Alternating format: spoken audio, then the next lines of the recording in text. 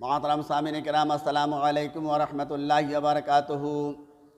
روزہ ایک ایسی عبادت ہے جس پر اللہ تبارک و تعالیٰ کے علاوہ کوئی چیز بھی آگاہ نہیں ہوتی،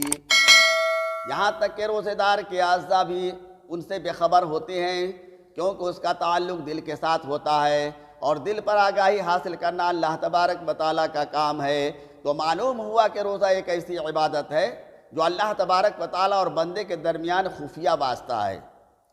اس لیے اللہ تبارک و تعالیٰ نے فرمایا روزہ صرف میرے لیے ہے اور میں ہی اس کا بدلہ دوں گا، کیونکہ روزہ دار ان لوگوں کی طرح نہیں ہوتے جو اللہ تبارک و تعالیٰ کی ذات کے علاوہ معبود باطلہ کی عبادت کرتے ہیں۔ مثلا سورج، چاند اور بتوں کے پرستار ان کے سامنے سجدہ ریز ہونے والے انہی کے لیے صدقہ و خیرات کرنے والے ہیں،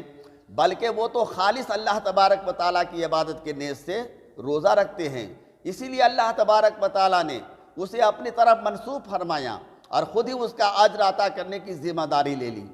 جیسے کہ حضور اکرم تاجدار عرب و عجم نے حدیث قدسی میں ارشاد فرمایا۔ اللہ تبارک و تعالیٰ ارشاد فرماتا ہے اصوم لی وانا اجزی بہ، تو مطلب یہ ہوا کہ اللہ تبارک و تعالیٰ اپنے کرم کی،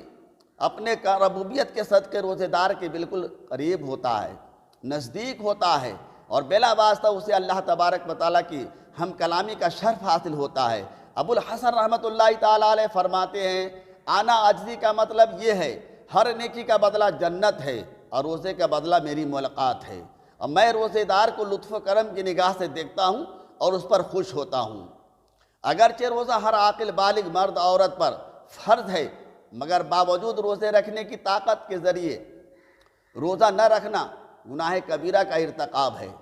جہنم کی سزا کا سبب ہے۔ روزہ کی فرضیت کا منکر کافر ہے، مگر عذر کی وجہ سے رمضان شریف میں روزہ نہ رکھنے کی رخصت ہے۔ عذر کے زائل ہونے سے روزہ رکھنا، اس کی قضا لوٹانا فرض ہے۔ جن صورتوں میں روزہ رمضان شریف میں نہ رکھنے کی رخصت ہے وہ یہ ہیں: بھوک اور پیاس کی وجہ سے ہلاکت، موت کا اندیشہ ہو، ایسا مریض ہو جو روزہ رکھنے سے مرض میں اضافہ کا خوف ہو،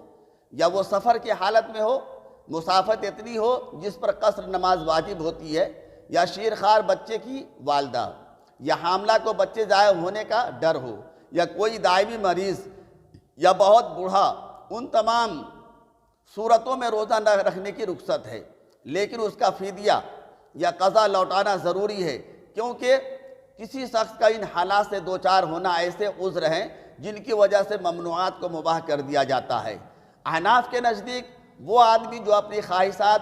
نفس پر کنٹرول رکھتا ہو تو اسے حالت روزہ میں اپنی بیوی کو بوسہ دینا اور مس کرنا جائز ہے، بشرطے کہ انزال اور جمع کا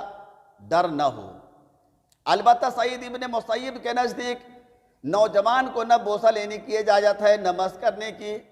خواہ انہیں انزال کا اندیشہ ہو یا نہ ہو، کیونکہ عبداللہ ابن عباس رضی اللہ تعالیٰ عنہ سے روایت ہے کہ ایک نوجوان آدمی حضور سرور کائنات کے سامنے کھڑا ہو گیا اور عرض کیا کہ روزہ کی حالت میں اپنی بیوی کو بوسہ دے سکتا ہوں یا نہیں؟ تو آپ نے فرمایا، عقائد عالم تاجدار عرب و عجم نے فرمایا ہرگز نہیں۔ اسی وقت ایک بوڑھا آدمی اٹھ کھڑا ہو گیا اور پوچھا کہ میں بوسہ دے سکتا ہوں یا نہیں؟ تو سرکار دو عالم تاجدار عرب و عجم نے اسے اجازت دے دی۔ تو فوراً وہ نوجوان کھڑا ہو گیا، اب بڑی بے باکی سے کہنے لگا ایک چیز کو میرے لیے حرام اور دوسرے کے لیے حلال فرما رہے ہیں، حالانکہ ہم ایک ہی دین کے پیروکار ہیں۔ تو سرکار دو عالم نے فرمایا یہ بوڑھا ہے، اسے خواہش نفس پر قابو پانا مشکل نہیں، لیکن تو نوجوان ہے، تجھے اپنے نفس اور خواہش پر کنٹرول کرنا آسان نہیں ممکن ہے۔ تو نفس سے مغلوب ہو کر کسی فعل شرعی کا مرتکب ہو جائے اور گڈھے میں جا کر گرے، اس لیے بوڑھے کو میں نے اجازت دے دی اور تجھے ہلاکت میں گرنے سے بچا لیا۔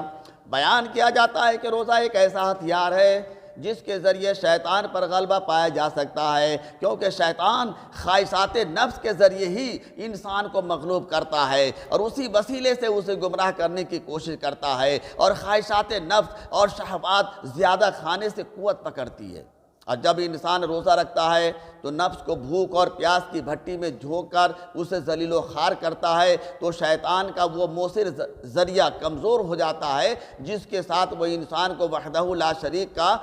باغی بناتا ہے تو اس طرح انسان اس پر غالب آ جاتا ہے اور شیطان ذلیل و خوار ہو کر مغلوب ہو جاتا ہے۔ روایت بیان کی گئی ہے کہ روزہ فرض کرنے کا سبب اور علت نفس اور خواہش نفس پر قابو پانا اور ان کو کمزور کرنا ہے۔ وہ اس طرح کہ اللہ تبارک و تعالیٰ نے عقل کو پیدا فرمایا اور اسے حکم دیا کہ وہ اس کی بارگاہ میں حاضر ہو کر اپنی بندگی کا اظہار کرے، تو وہ اطاعت گزار کی طرح حاضر خدمت ہو گئی، اور اللہ تبارک و تعالیٰ نے اسے واپس پلٹنے کا حکم فرمایا تو اس نے حکم کی تعمیل کی۔ اللہ تبارک و تعالیٰ نے اس سے پوچھا میں کون ہوں اور تیری حقیقت کیا ہے؟ تو اس نے آج تو انکساری سے عرض کیا انت ربی وانا عبدک، تو میرا رب ہے اور میں تیرا عاجز بندہ ہوں۔ تو اللہ تبارک و تعالیٰ نے اس کی عاجز انکساری کو دیکھ کر فرمایا اے عقل، میں تجھے اپنی مخلوق سے بلند مرتبہ پر فائز فرماتا ہوں اور تجھ سے بڑھ کر میرے نزدیک کوئی زیادہ معزز نہیں۔ پھر اللہ تبارک و تعالیٰ نے نفس کو پیدا فرمایا اور اسے اپنی طرف بلایا تو اس نے تکبر کی وجہ سے کوئی جواب نہیں دیا۔ اللہ تبارک و تعالیٰ نے پر جلال انداز میں فرمایا من انا و من انت، میں کون ہوں اور تو کون ہے؟ تو اس نے کہا انا وانت انت، میں ہوں اور تو ہے۔ اللہ تبارک و تعالیٰ نے اس کی تکبر کو ختم کرنے کے لیے 100 سال جہنم کی آگ میں جھونکے رکھا، لیکن اس کی سرکشی میں ذرا کمی نہیں آئی، کیونکہ جب اللہ تبارک و تعالیٰ نے اسے جہنم سے نکال کر اس سے وہی صاحب کا سوال کیا تو اس نے وہی تکبرانہ جواب دیا۔ پھر اللہ تبارک و تعالیٰ نے اسے 100 سال بھوکا اور پیاسا رہنے کا حکم دیا، اور اس کے بعد اس سے پوچھا اب بتا میں کون ہوں اور تو کون ہے؟ تو اس نے حقیقت کا اعتراف کرتے ہوئے عرض کیا مولا تو میرا خالق ہے، میں تیرا بندہ ہوں۔ تو اللہ تبارک و تعالیٰ نے اس کی سرکشی اور تکبر کو ختم کرنے کے لیے اس پر روزہ رکھنا فرض کر دیا۔